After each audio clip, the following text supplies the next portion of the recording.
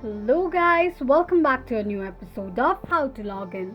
Today in this video, I'm going to show you how you can sign up for your CoinStats account.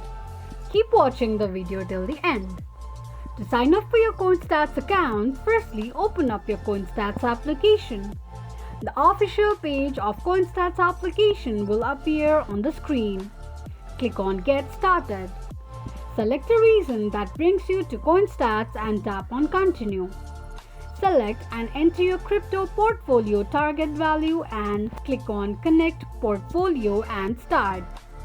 Select Portfolio and Connect or else tap on Later.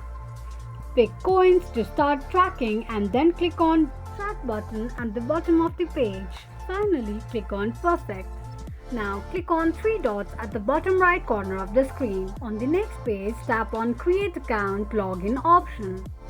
To create an account or to access your portfolio from multiple devices, enter your email address and create a password for your CoinStats account and tap on Sign Up.